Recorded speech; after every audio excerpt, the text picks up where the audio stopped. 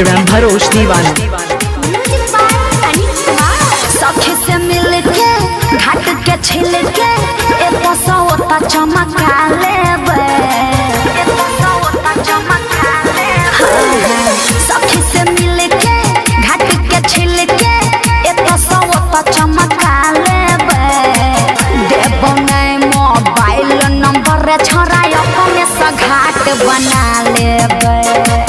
देबो नहीं mobile number छोरा अपने से घाट बना लेबे। बुझलिए? मिक्स बाय राम भरोस दीवाना। अभी आप सुन रहे हैं तेनवाली से माँ दुर्गा म्यूजिक की प्रस्तुति। मान ले बात तो हमर रे, बनबो नहीं तो हरला भर रे।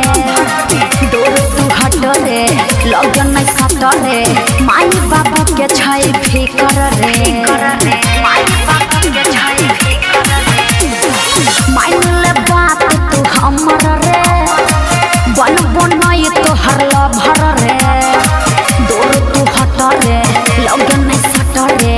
माई बाबू के छाई फिकर रे। चमकत रहते लाइट खूबे बरते, मर करी हम लगा लेबे। देबो नहीं मोबाइल नंबर छोरा अपने से घाट बना लेबे। देबो नहीं मोबाइल नंबर छोरा अपने से घाट बना लेबे। क्या नाम है आपका? डीजे राम भरोस दीवाना। डीजे सुमित सतीश वर्मा।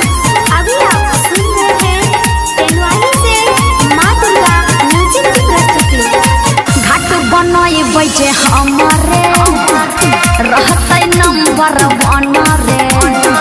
सखी सहेली ला करबै बड़ाई, रहबै नहीं ककरो से हमारे।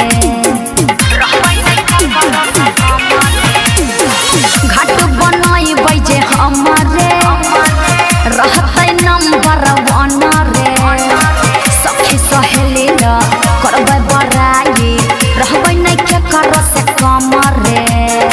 राइटर सनी अंतरा सिंह संगे सेल्फी खींचा लेबे।